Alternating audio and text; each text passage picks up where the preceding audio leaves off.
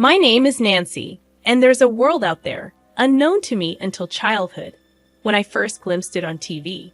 Wild animals roamed landscapes I'd never seen, and people spoke languages foreign to mine. The desire to explore this unknown world up close ignited within me, so boldly. I pursued studies abroad during college. My destination, the very unknown world I yearned to discover. Despite the language barrier, the people thrived, and the land teemed with creatures amidst breathtaking landscapes. Eager for others to share in this wonder, I secured a job at a travel agency.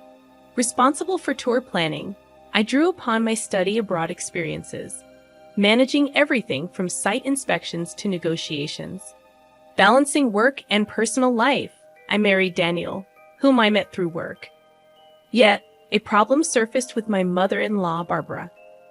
Firm in her belief that women should remain homemakers post-marriage, Barbara clashed with my modern views. Though I respected her perspective, I couldn't let her dictate my life.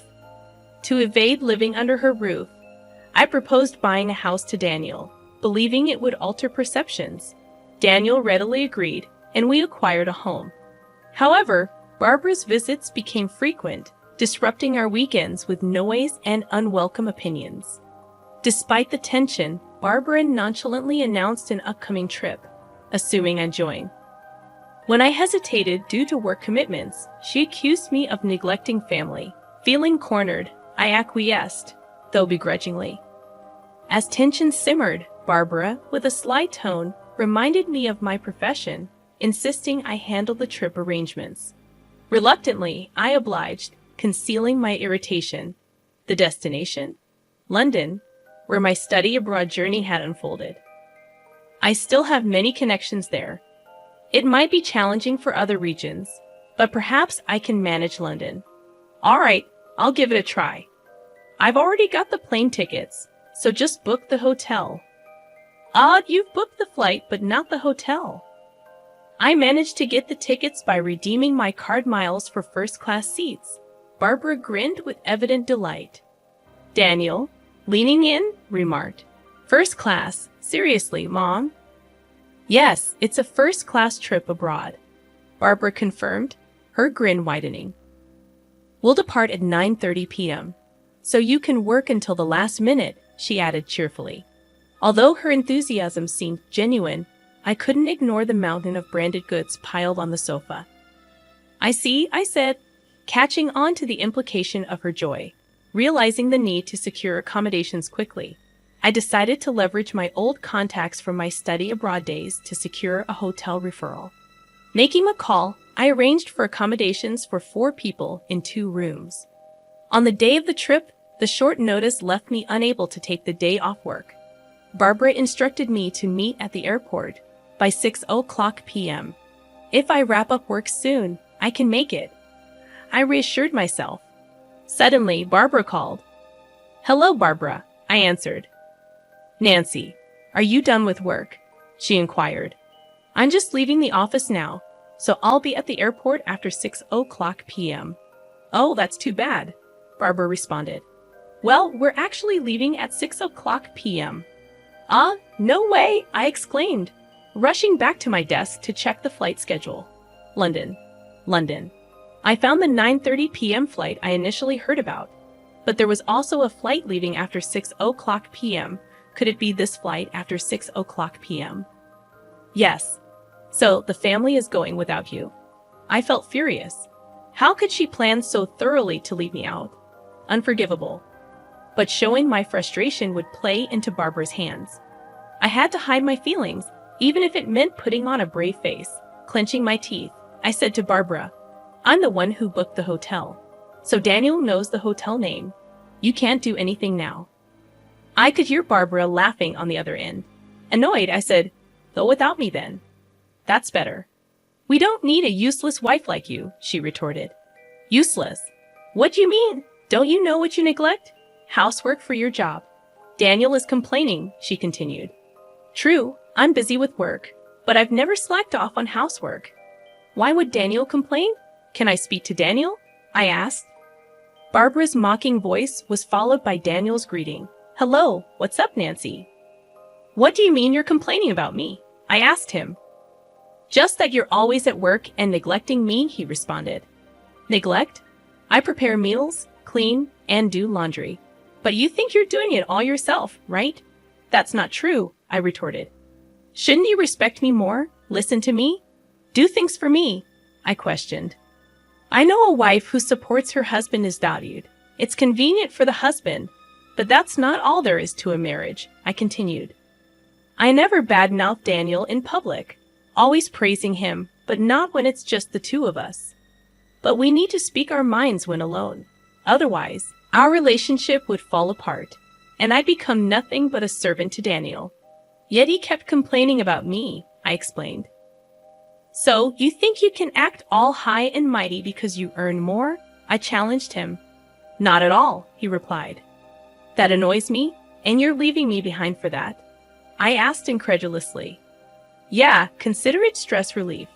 I'll bring you a souvenir, so don't worry, he assured me. That's not the point, I insisted. Clearly, Daniel was taking me for granted. If that's how it is, I have my own plans. Fine, enjoy the trip. Will do. Bye, I concluded, hanging up.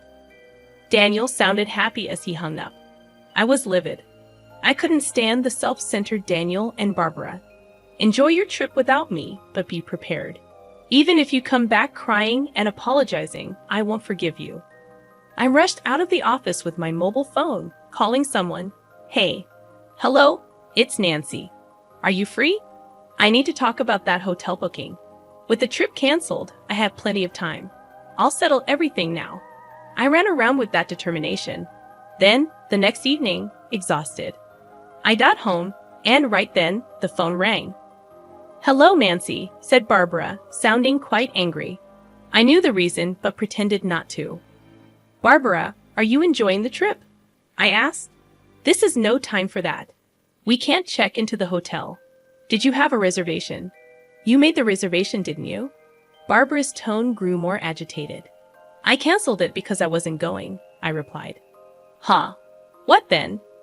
Where are we supposed to stay tonight? Barbara's frustration was palpable. I don't know, I admitted. Barbara's angry voice came through, but she's in London. Her anger over the phone isn't scary at all. That's tough, being abroad without a hotel. You never know what might happen, I remarked. Wait, help me? Barbara sounded panicked. Then, a faint voice in the background. There's a canceled room. Anthony's negotiating for us to stay there, Daniel's voice reassured. Is that true, Daniel? Barbara demanded. Looks like it'll be fine. You see, Nancy, the room was available because I canceled it, Daniel explained. But this was all part of my plan. My real aim was something else. Glad there was a vacancy. Thought you'd be smug about canceling our hotel, didn't you? I retorted. No, not really. Barbara laughed loudly. Frustrated, aren't you? You can admit it if you're upset. I just canceled it because I wasn't going. Putting on a brave face. How pathetic. Typical of Daniel's useless wife, Barbara continued. Tired of listening to her bragging, I quietly hung up the phone.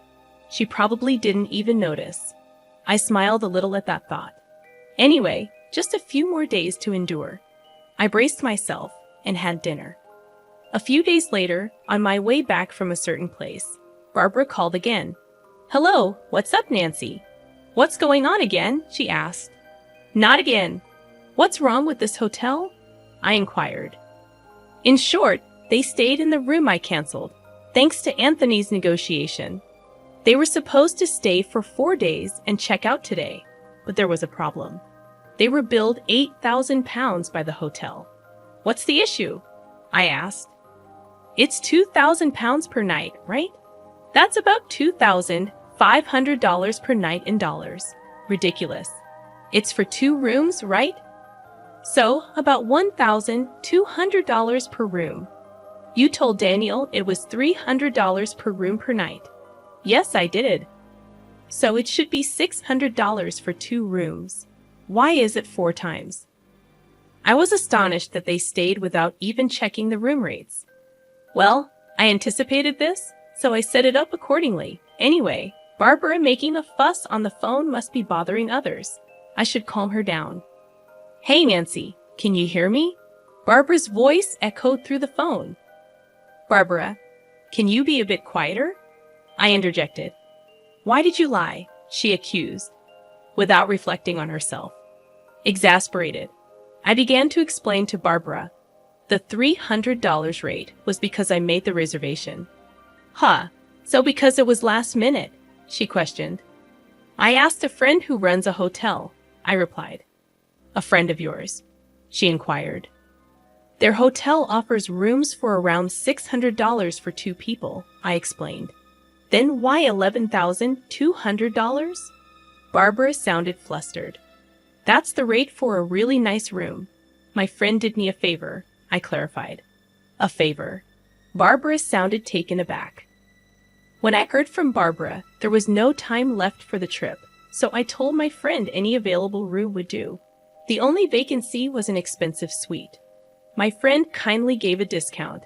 I continued. Barbara left me behind without asking. I immediately told my friend the situation and got the room canceled. But I couldn't just leave Barbara and the others without a hotel, so I asked to accommodate them at the regular price if they came.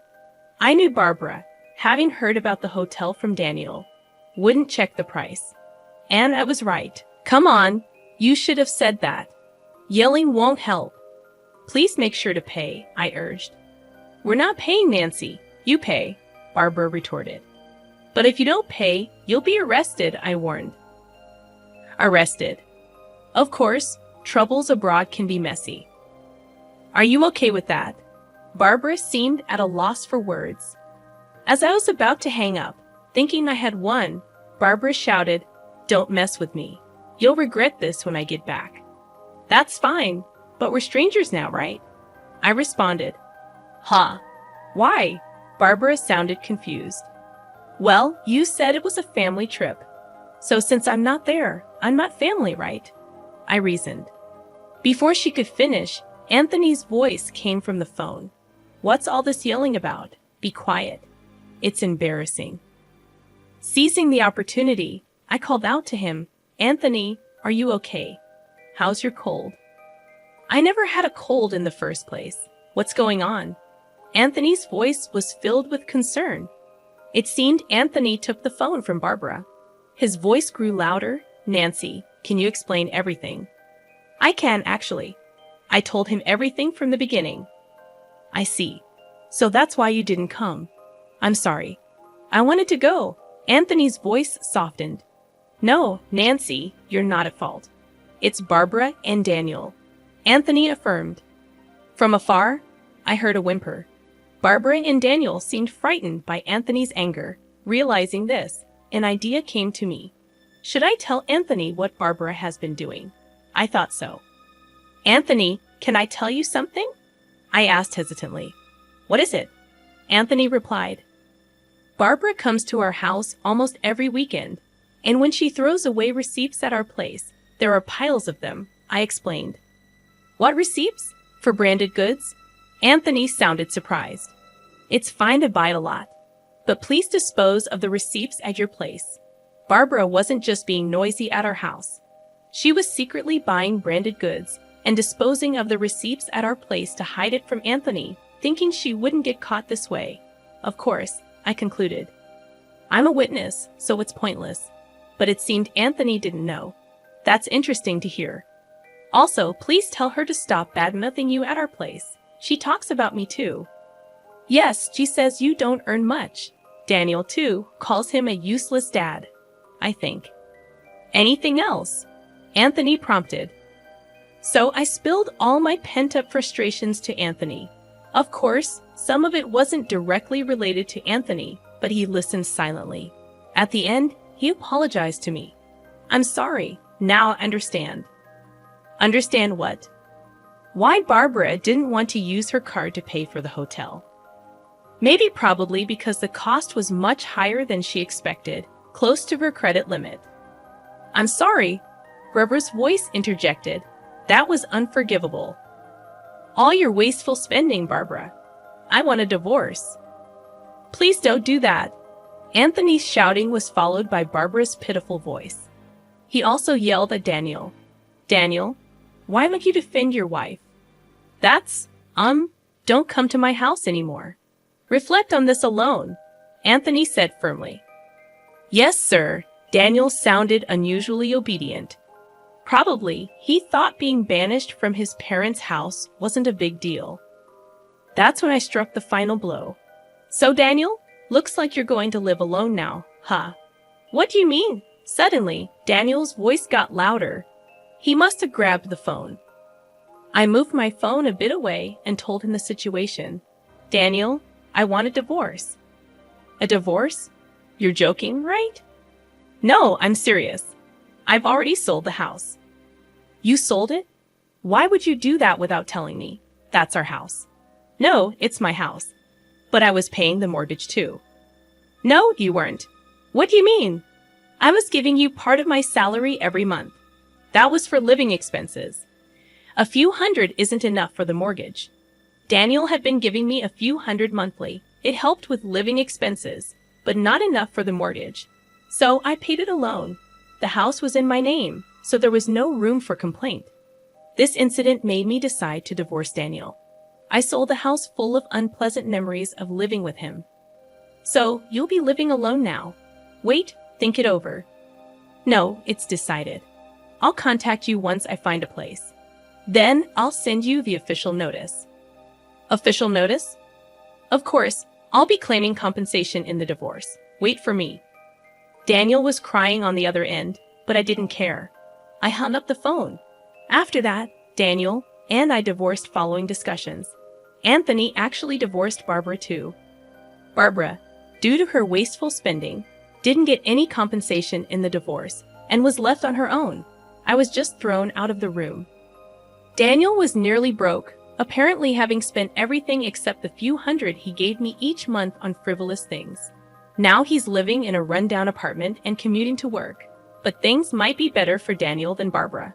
With no house or money and Daniel's place too small, Barbara had to take a live-in job. She's working hard from morning till night now. As for me, I'm doing great being single. I have more free time and can handle overseas negotiations. I've become a relied-upon figure at work, even hearing talks of a promotion to department head today. I'm busy flying around the world, planning new tour packages.